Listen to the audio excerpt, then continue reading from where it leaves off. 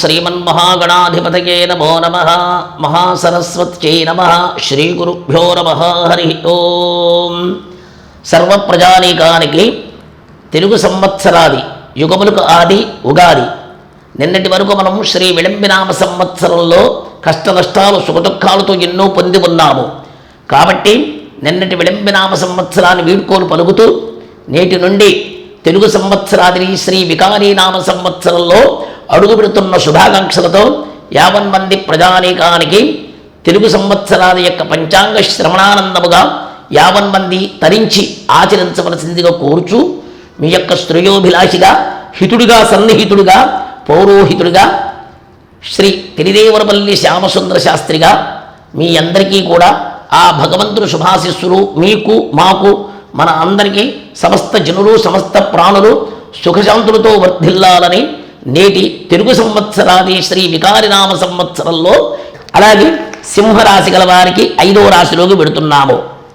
ఆదాయం 8, వ్యయం 14, రాజ్యబుద్ధి 1, అవమానము 5.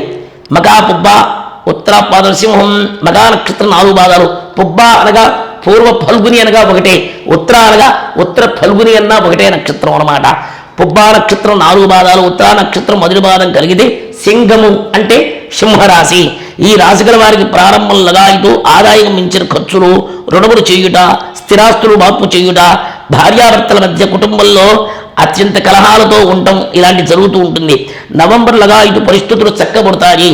మీరు ఈ కిందటి సంవత్సరం ఎంత బాధపడుతున్నారో అంత బాధ 60% పడిన వాళ్ళు ఈ సంవత్సరం 45% మాత్రమే పడతారు. నవంబర్ నుంచి మీరు ఏదైతే అశాంతితో పడ్డారో, ఏదైతే కార్యభంగాల్లో ఉన్నారో, ఏదైతే ఆశపడుతూ వస్తుందన్న ద్రవ్యాలు రాలేకపోతుందో నవంబర్ నుంచి మీకు సత్ఫలితాలు పొందుతాయి. రాలేని పనులు క్రిందటి 2 సంవత్సరాలలో రావలసిన బాకీలు, రావలసిన మిత్రులు కానీ ఏదైనా కానీ శుభకార్యాలు కానీ నవంబర్ నుంచి చివరి దశలో ఈ యొక్క సింహరాశి గల వారికి శుభదాయకంగా ఉంటుందని చెప్పబడుతుంది. ఉద్యోగస్తులు బదిలీలు అవ్వటము, అధికారులు ఒత్తిడి జరుగుతూ ఉంటుంది. కానీ అధికారుల యొక్క ఒత్తిడి ఉండటం వల్ల మీ క్రింద ఉన్నవారు కానీ మీ పైన ఉన్నవారు కానీ కాస్త మాట పట్టింపులు కలుగుతూ ఉంటాయి. మీ యొక్క ప్రశాంతతో విని వాళ్ళతో కలహం లేకుండా చక్కని సమాధానం చెప్పుకొని ఓర్పుగా ఉంటే ఆ యొక్క గ్రహ వీక్షణాల వల్లే జరుగుతూ ఉంటాయి. దానికి ఓర్పు వహిస్తే గ్రహాలు కూడా మీకు అనుకూలంగా ఉంటాయని చెప్పబడుతూ ఉంటుంది. కాబట్టి ఈ రాశిగల వారికి బృహస్పతి కేతువు ఈ 2 గ్రహాలకి మరియు గ్రహాల యొక్క శాంతి చేసుకొని ఇష్టదేవతామూర్తిని ఆరాధన చేసుకుంటే శుభదాయకంగా ఉంటుంది. సద్గురువులైన రాఘవేంద్ర స్వామి అయినా, వీర బ్రహ్మేంద్ర స్వామి అయినా, సద్గురుడు శ్రీ సాయినాథ్ అయినా సద్గురువుల యొక్క గురువులు ఉంటారు.